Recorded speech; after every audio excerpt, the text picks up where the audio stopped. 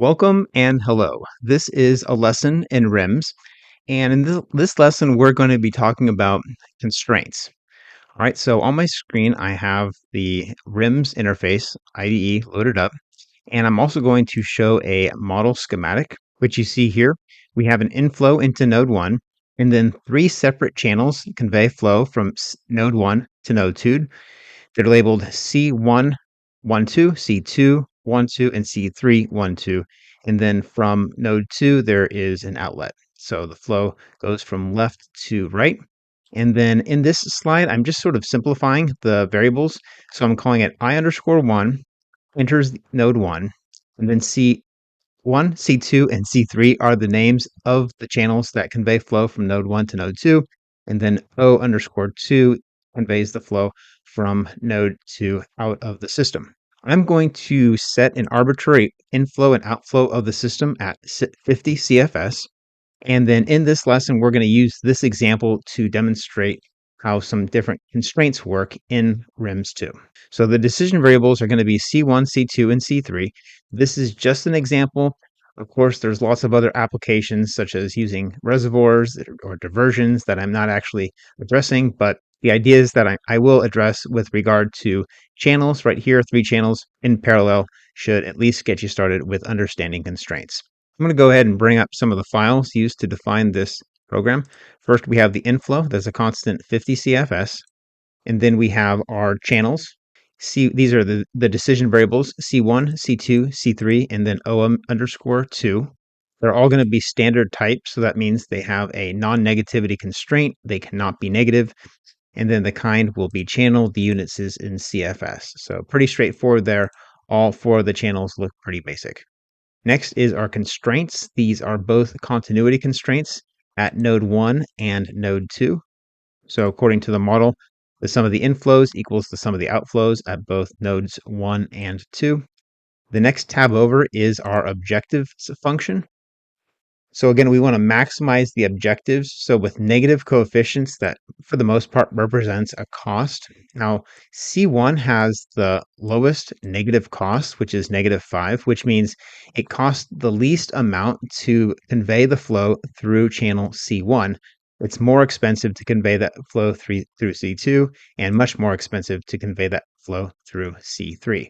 So without any additional pressures or constraints on the system, then it's fair to say that all 50 CFS will flow through C1, and that decision variable value will be 50. Just to show you the other files I have here, here is the main Russell file. It's just calling those files we already looked at.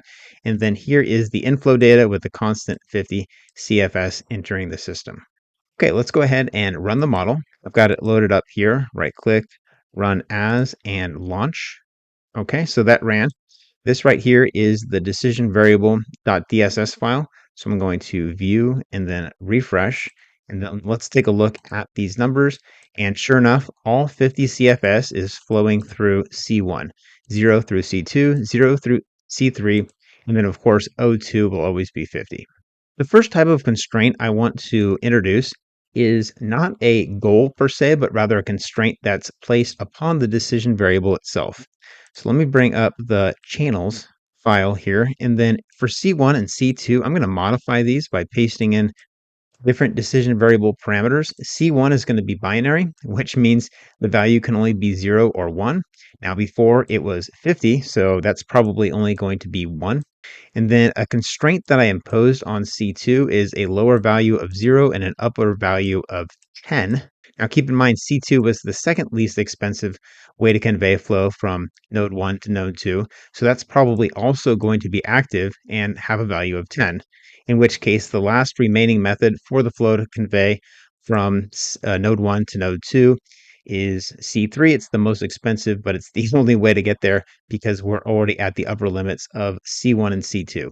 So what I think is going to happen now is we're going to have decision variable values of 1, 10, and C3 will be 39. All right, so let's go ahead and save that and then go back to RIMS. I'm going to right click on the launch file, run, and launch. Okay, so that ran. I'm going to go ahead and open up DSS view, our db.dss file, refresh, select my values for C1, C2, C3, and O2. Click on the table, and we have 1, 10, and 39 through channels C1, C2, and C3 respectively. All right, so that's cool. That was just one way to demonstrate how we can impose a constraint not as a goal statement, but rather within the decision variable itself. Okay, so I'm going to reset these two decision variables to C1 and C2 just as we started. So again, with this situation, we're going to have all the flow going through C1. If you're interested in reading up on the different types of decision variables, it's listed right here on page 13 of the Russell Plus Reference Manual. It talks about continuous decision variables. That's the standard type. Bounded, where we have an upper and lower bound specified. Binary, and integer. All right, further down in the reference booklet here is goals. I just saw it pass by. There it is. This is our constraints. We use this keyword goal to represent a constraint, and we've already done that a couple times in our files because we have constraints for continuity, N1 and N2. Next, what I'm going to do to mix things up is to add a new constraint and say that the flow through channel C1 has to equal the flow through channel C2. To define that kind of constraint, I'm just going to come down to the next line here and then paste in. The name of the goal is going to be called, or the name of the constraint is called flow equals C1, C2. I just made that up. And then here is the actual code for that constraint. Pretty straightforward, just C1 minus C2 equals 0. I think they like to have this standard notation here where you have a left-hand side and a right-hand side equals 0 or some constant. So looking at the decision variables, I'm guessing we're going to have 25 CFS and 25 CFS because that is a hard constraint. It's not something that can be violated. All right, so I'm going to save all the files, come back over to RIMS, right-click on the launch file, run as, and then run. All right, so view and then refresh catalog. I'm going to remove this binary path for C1. We don't need that anymore. Okay, and here is the data. We have 25 CFS through C1, 25 CFS through C2. Again, no flow through C3, and a total of 50 leaving the network. All right, next I'm going to create another constraint. So let's go back to the constraints file, which is right here. I'm going to leave this constraint in place, and I'm also going to say that the flow through C3 must be 3 times the flow through C2. Okay, so I would just define it like that, goal, and then I'm just going to name this constraint flow 3 C1 C2. So we could probably name the constraints a little bit better, but that's what I'm going to go with. And then 3 times C2 equals C3, or minus C3 equals 0, same thing. In that situation, if we look at our diagram, we know C1 and C2 still have to be the same, and C3 is 3 times C2. So I suspect that the final decision variable values are going to be 10 CFS, 10 CFS, and 30 CFS. Let's give it a shot. So I'm going to save that, and then back to RIMS. Right-click on the launch file, run as, run. Okay. Wait for that to finish, and then refresh the catalog. And then let's check out our values. All right, 10 CFS, 10 CFS, and 30 CFS, and 50, of course. In this situation, the objective function value is probably much worse because we have so much flow going through C3, and we know that C3 is definitely the most expensive way to convey the flow from node 1 to 2. All right, next up, we have this simple goal. That's what we've been dealing with so far. However, we can have hard constraints and soft constraints. We've been dealing with hard constraints so far where, continuity is a hard constraint, C1 equals C2 is a hard constraint, but Russell Plus allows us to create a soft constraint, which means it's a constraint which will invoke a penalty if violated. So what we do is we say goal, we name the goal, open brackets, and then we define a left-hand side, a right-hand side. And then if the left-hand side is greater than the right-hand side or vice versa, we could say constraint if it's hard, or if it's soft, penalty, and then assign a penalty value. Here's an example of how that works.